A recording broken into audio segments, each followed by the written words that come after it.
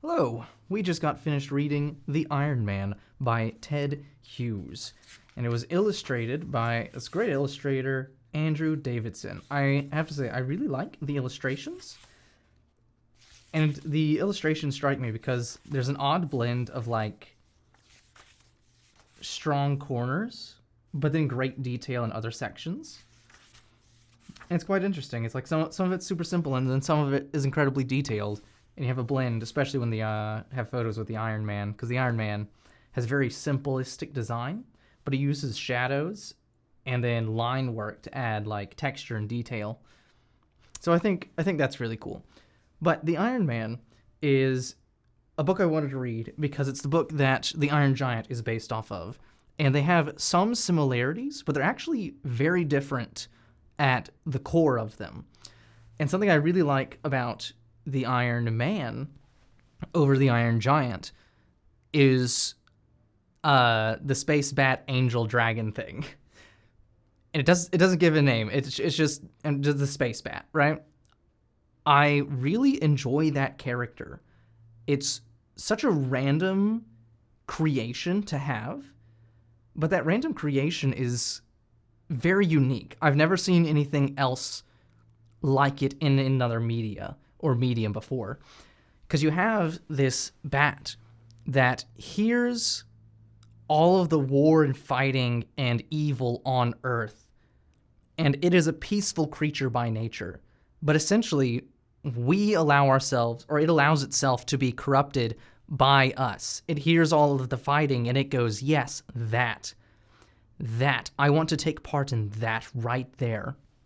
And so what happens is it goes down and it lands on Australia, and it's humongous, just absolutely huge. And it destroys the mountaintops of Australia.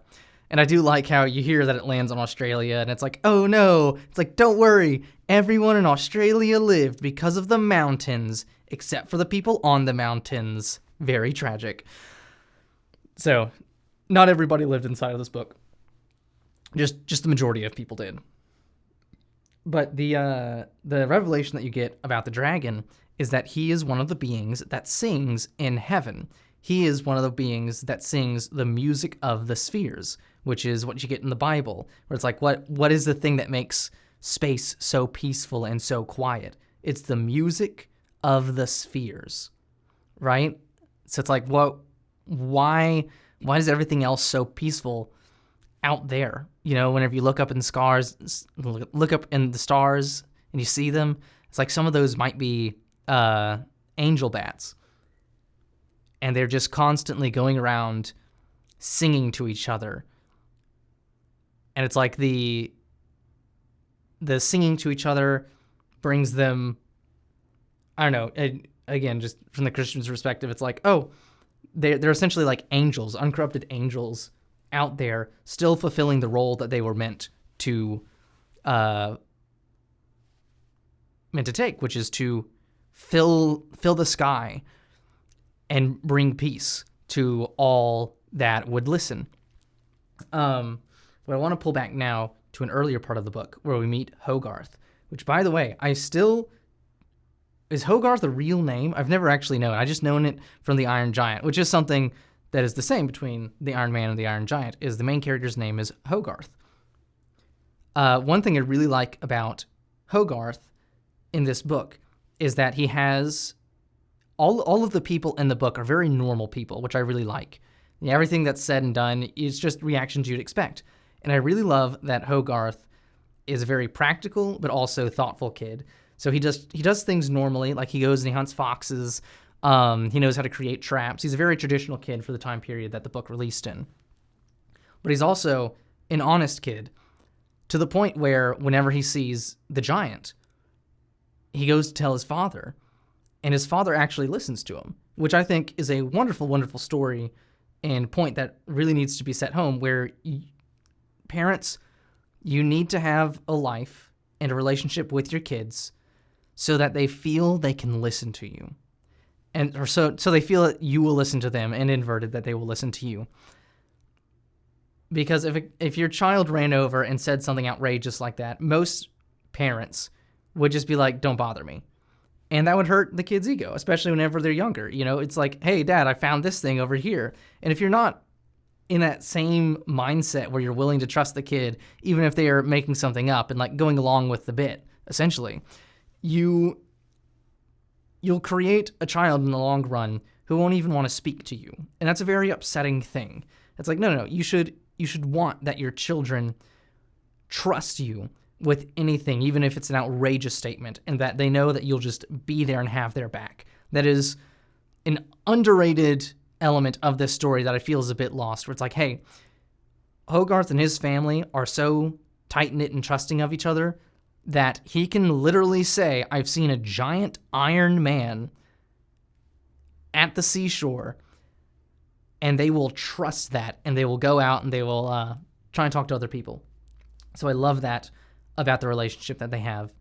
I also like that you don't know where the giant comes from. In the Iron Giant, he is obviously from outer space.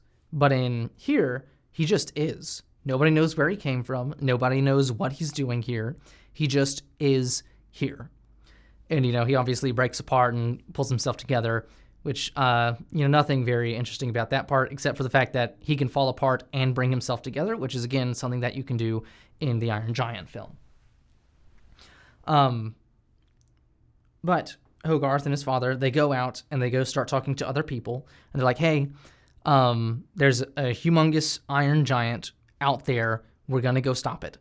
And the first man just scoffs at him. He's like, just child's play. And then he goes to the next guy, and the next guy is like, this is very serious. Let's go figure it out. Because even if you don't know what the person's trying to say, and let's say you get to a really young kid, young children don't have the same vocabulary that you do. So they won't be able to describe things the way that you'd be able to describe them and understand them. So if a kid's like, there's something dangerous and important over here, but they don't have words to tell you what it is, it's not that there isn't something over there. It's that they don't have the vocabulary that you have. They're pulling from a much smaller well of information. So don't just like push your kids off because you can't understand them. Like, figure out what they're doing, because then you can teach them more. Which I think is a very valuable lesson. Like, always listen to your kids and teach them and continue teaching them so that they can become competent human beings like Hogarth. And so they all go, and they find out that their tractors have been eaten, and they're like, what the heck? Where are all of our tractors? Where's all the metal? But nothing can be decided yet. So Hogarth and his dad go back home, where they see the giant. They see the giant from over the treetops, and Hogarth's dad does something incredibly crazy, but also it pays off. It works out just fine, where he runs into the giant's foot so that the giant trips and falls, and they drive off into the distance. And, props to him. It worked. Thank goodness. That could have gone horribly, horribly wrong. But it didn't. It worked out well. So they go home, they go rest, they wait, because the rest of the farmers are going to prepare. They all get up the next morning and head to the beach to figure out where everything is. Well, they follow the footsteps back to the beach. And once they're there, they all create a trap.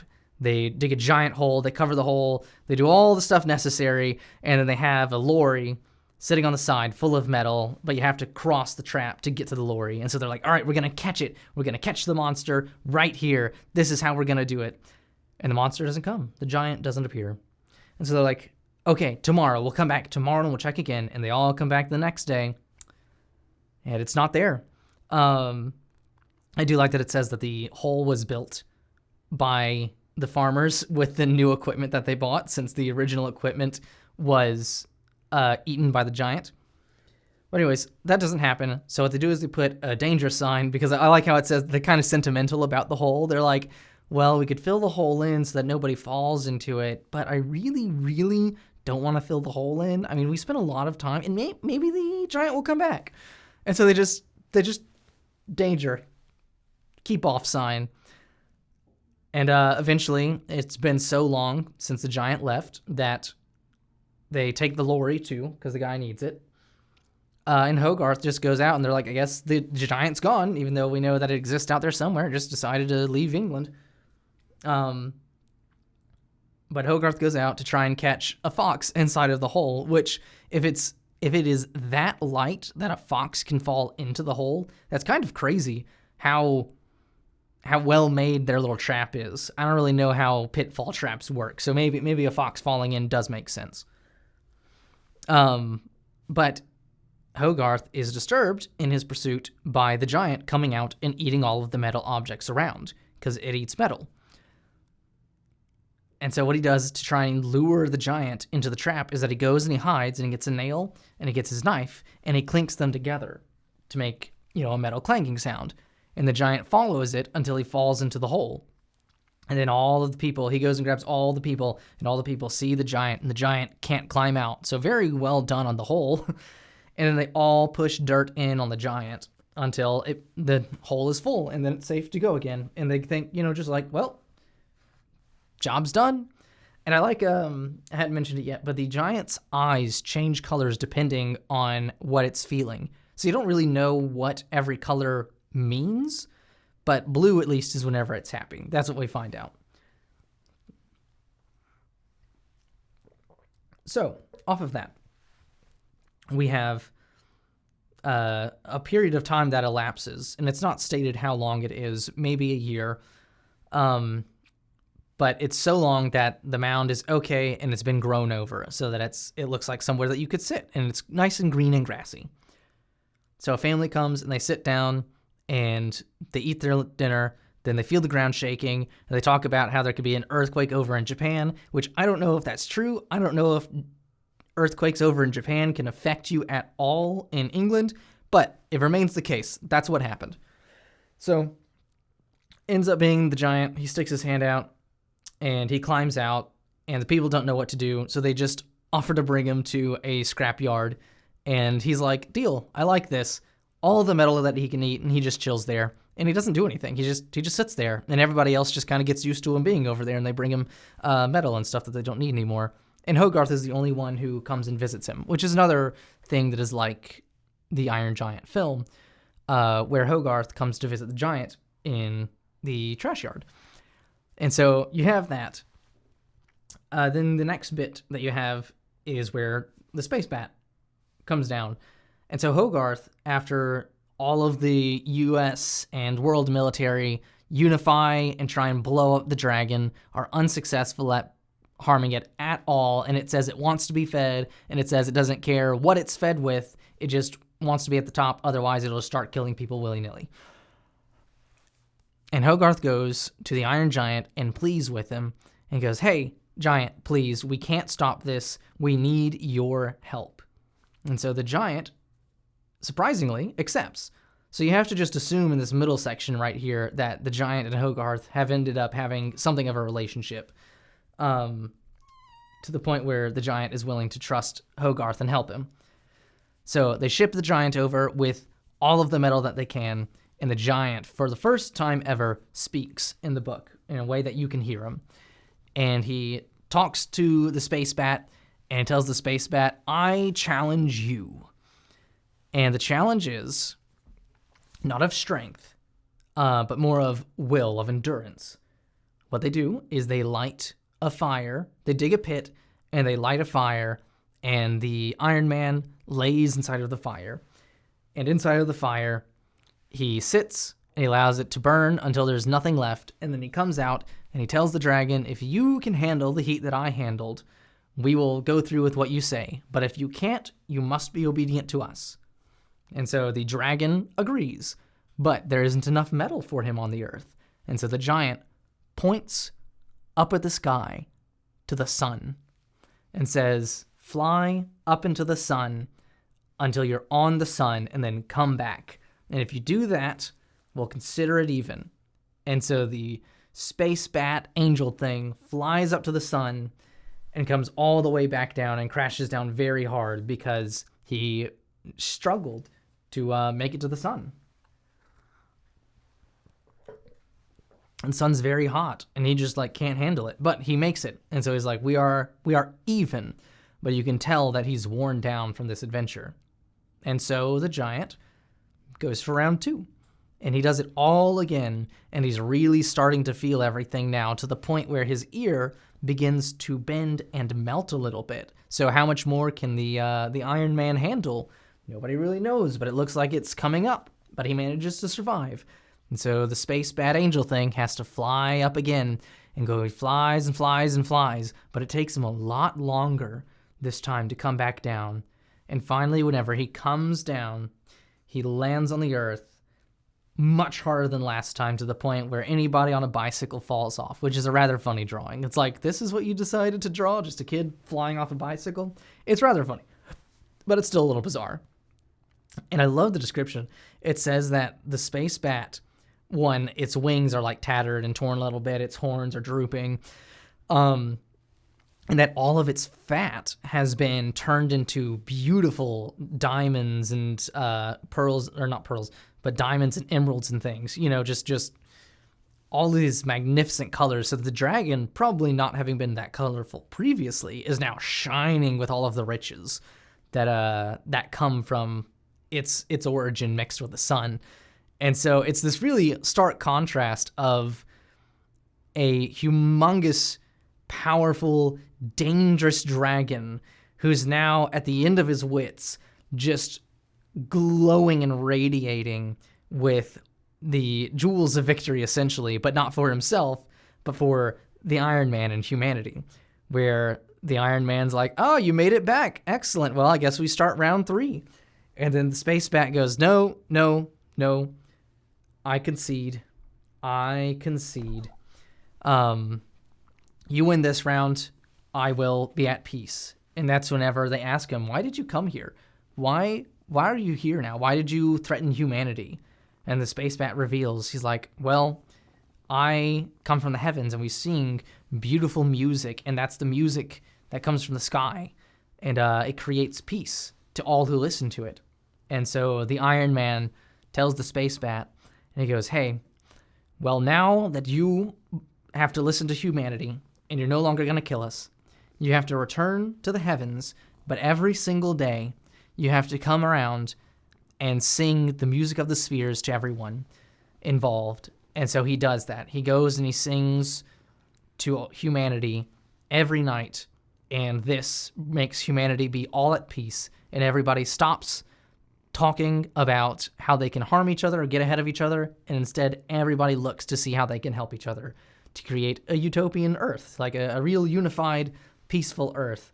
And I think that's that ending is very pretty, because it's like, yeah, if all of us unanimously listened to the music of the spheres, we would be at peace, and we would try and help each other, because we wouldn't be looking to see how we can get ahead. We would just be looking to see, who can we help and how can we help, until everyone wants to be. Because once, it's kind of like tapping into heaven a little bit. It's like an angel comes down and now he's singing the glory of God, and everybody's like, oh, I get it now. I see beyond myself into that thing which is above. And whenever I'm able to see beyond myself into that thing which is above, I now have a peace and a love for everybody else, so that I want to help everyone. And that is, that's the story right there. And I think that's a very beautiful ending, and something that we should all long for. If you can't hear the space bad angel thing right now, if you're like looking up at the sky and you're like, I hear nothing, you can just look at the sky and know that there is the music of the spheres. And maybe if you decide to not be an obstinate nor to be desperate, but to instead be full of love, maybe next time you look in the heavens, you'll be able to understand. Maybe the music of the spheres for you isn't a sound, but something to look at and love and hope for. But that's just me. That's what I got out of the story. What did you get out of the story? Let me know down in the comments below. And don't forget to like, subscribe, hit the little notification bell, and check out one of these other videos right here. Thank you.